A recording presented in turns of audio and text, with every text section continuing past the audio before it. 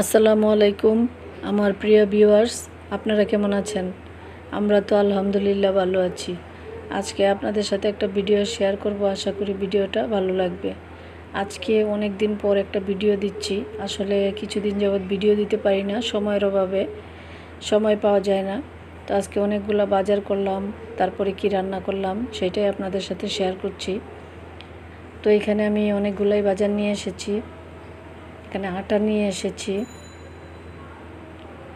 তারপরে এখানে আমি হারপিকের গুঁড়ো নিয়ে এসেছি, টিস্যু নিয়ে এসেছি, পটাটা বিস্কিট, এটা আমার হাজব্যান্ড আর আমার ছোটো মেয়ে পছন্দ করে, মুগ ডাল।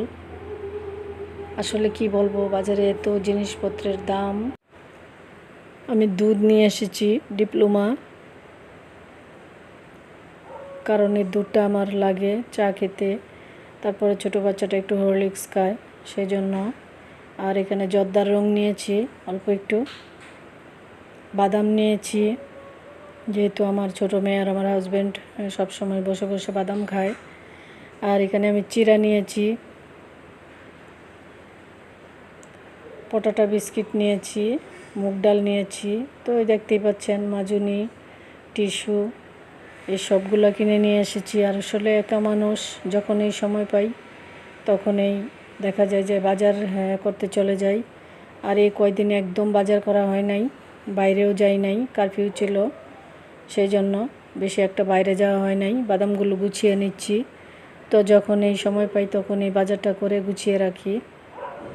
এখন আমি আস্তে আস্তে সবগুলো বাদামই গুছিয়ে নেব।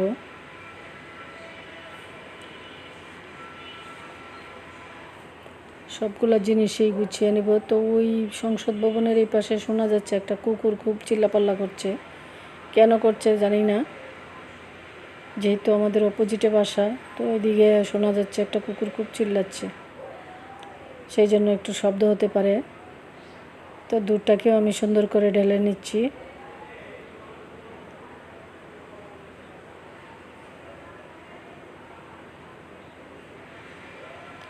আসলে সারাদিন এত ব্যস্ততা, মানে একদম দম আটকে যাওয়ার অবস্থা। হাজব্যান্ড অসুস্থ থাকে, ঘরের কাজকর্ম সব মিলিয়ে মনে হয় যে সময়টা পাওয়াই যায় না। কি বলবো, একদিকে কুকুর চিল্লাচ্ছে, একদিকে ব্লেন্ডার চলছে পাশের বাসায়, ভিডিও দিতে গেলে যে কত আসলে ঝামেলা। তো আমি এইভাবেই দুধটাকে ঢেলে নিচ্ছি। আর কখন দিব, যখনই ভিডিও দিতে যাই তখনই দেখা যায় দুপুরবেলাও দিতে গেলে এই শব্দ।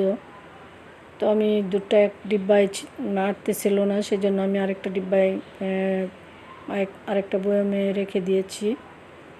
এভাবে আমি সবগুলা জিনিস আস্তে আস্তে গুছিয়ে নিচ্ছি।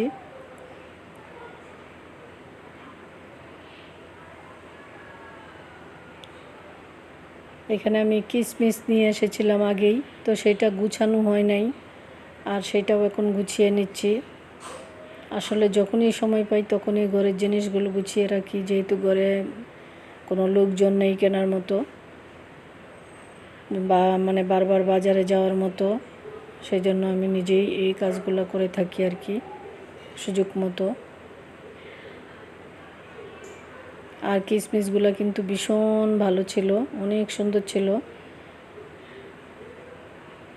এত সুন্দর কিশমিশ আমি মানে খুব কম দেখেছি এই কিশমিশটার মতো।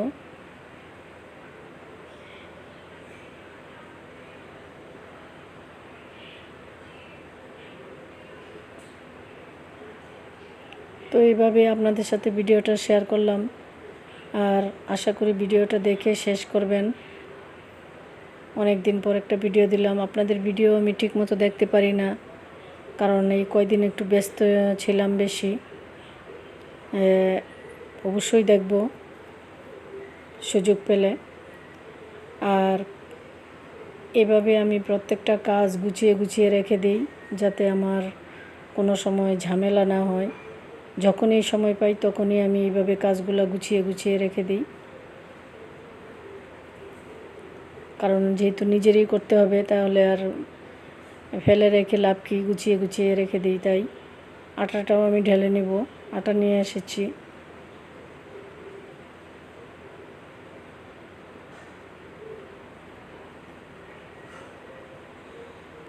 যখন বাজার করতে যাই তখন এত মানে কষ্ট লাগে, খারাপ লাগে যে একা মানুষ গুছিয়ে উঠতে পারি না। তারপরেও চেষ্টা করি যে ঘরে বাজারটা থাকলে টেনশানটা থাকে না। আর যখন তখন বাইরে যাওয়া তো আর সম্ভব নয়। তারপরেও আমার আরও বাজার বাকি রয়ে গেছে। আমার হাজব্যান্ডের ওষুধ আনতে হবে, সেই ওষুধগুলো আনা হয় নাই। চাল বাকি আছে, চালটাও নিয়ে আসতে হবে। আসলে কাজের শেষ নেই। তো আমি আটাটাকেও আসলে সুন্দর করে ঢেলে নিলাম। এভাবে একটা একটা করে জিনিস সুন্দর করে গুছিয়ে নিচ্ছি। আর যখনই আমার কোনো কিছু শেষ হয়ে যায় আমি সাথে সাথে ডিব্বাটাকে ধুয়ে ফেলি। আর নোংরা ডিব্বায় আমার রাখতে ইচ্ছে করে না, সেজন্য আমি সাথে সাথেই শেষ হওয়ার সাথে সাথেই আমি ডিব্বাটাকে আবার নতুন করে ধুয়ে ফেলি। তো এভাবেই আমি সব কিছু আস্তে আস্তে মুগ ডালটিও আমি ভেজে নিব, ভেজে তারপরে সংরক্ষণ করব। তো এখানে আলু নিয়েছি, চাল কুমড়া, শসা, কাঁচামরিচ, পটল, ঢেঁড়স, তো মোটামুটি সব ধরনের সবজি নিয়ে এসেছি। পেঁপে, তারপরে করল্লা, এটা লেবুটা অনেক সুন্দর ছিল, 2 ডজন লেবু নিয়ে এসেছি। আর অনেক বড়ও ছিল, সুন্দরও ছিল লেবুটা।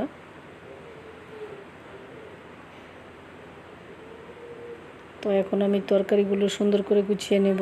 আর শসা খেতে কিন্তু আসলে ভালোই লাগে একটু গরমের মধ্যে। আর সবগুলো আস্তে ধীরে গুছিয়ে নেব, নিয়ে আমি চাল কুমড়াটা রান্না করব শুধু, কারণ আজকে অনেক সময় কম। আর কাঁচামরিচটাকেও আমি বেছে নিব। আর এখন আমি আলুটাকে পেঁয়াজ রসুনের সাথে দিব। আসলে যেহেতু একসাথে কেনা হয়ে যায়, আমি যখন কিনি একটু বেশি করে কিনি যাতে সব সময় যেতে না হয় বাইরে।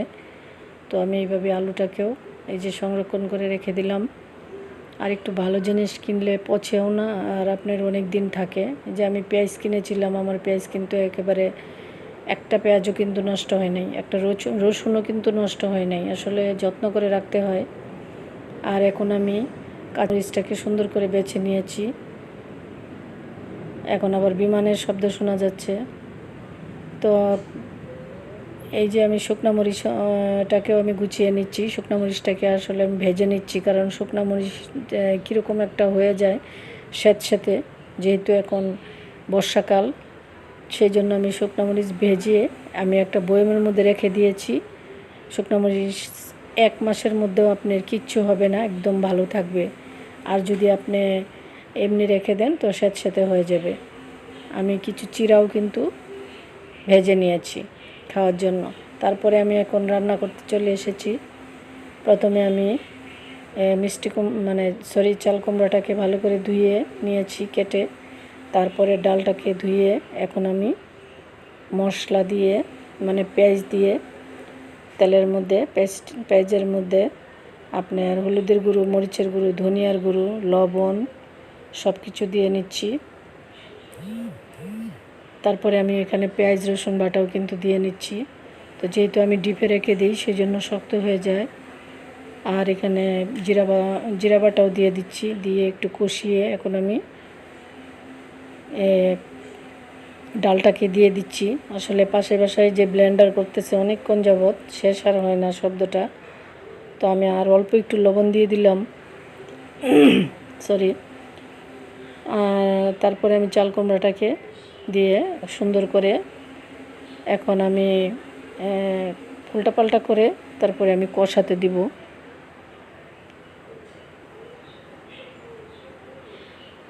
তো এইভাবে আমি সুন্দর করে কষিয়ে নেব, ঢাকনাতে রেখে দিলাম।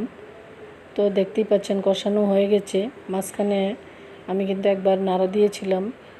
এখন আমি পানি দিয়ে দিলাম। পানিটাকে দিয়ে এখন আমি ডালটাকে সিদ্ধ করে নেব। তো ডাল বলক উঠে এসেছে, এখন আমি আবার একটা নাড়াচাড়া দিয়ে তারপরে ঢেকে দিব ডালটার কুমড়াটা সিদ্ধ হওয়ার জন্য। চাল কুমড়াটা এটা খেতে কিন্তু ভীষণ মজা, আমাদের ঘরের সবাই পছন্দ করে। তো দেখতেই পাচ্ছেন ডালটা কিন্তু সিদ্ধ হয়ে এসেছে। আর যখন রান্নাটা শেষ হয়ে যায় তখন ডালটা এমনভাবে গলে যায় আর এত মজা লাগে খেতে, আর এত মানে কি বলবো, মানে আমার কাছে মতোই লাগে। তো এইভাবে আমি ডালটাকে সুন্দর করে রান্না করে নিলাম। আশা করি আপনারাও ট্রাই করবেন, তাহলেই বুঝতে পারবেন যে আসলে এটা অনেক মজার একটা মানে তরকারি, ডাল দিয়ে চাল কুমড়া। আশা করি আমার ভিডিওটা আপনারা দেখে শেষ করেছেন, আর এতক্ষণ আমার সঙ্গে থাকার জন্য অসংখ্য অসংখ্য ধন্যবাদ। আর কেমন হয়েছে ভিডিও অবশ্যই আমাকে কমেন্টের মাধ্যমে জানাতে কিন্তু ভুল করবেন না। এটা ঠান্ডা হয়ে গেলে কিন্তু আরও থকথকা হয়ে যাবে। আর আমি কাঁচামরিচও দিয়ে দিলাম। আমার রান্না শেষ, খাওয়া দাওয়া শেষ, এখন আমি পড়াতে বসে পড়েছি। বাচ্চারা চলে এসেছে, এখন আমি পড়াতে চলে এসেছি। আশা করি আমার ভিডিওটা আপনারা দেখে শেষ করেছেন। আজকের মতো এখানেই শেষ করলাম। আবারও কথা হবে নতুন কোনো ভিডিও নিয়ে। আল্লাহ হাফেজ।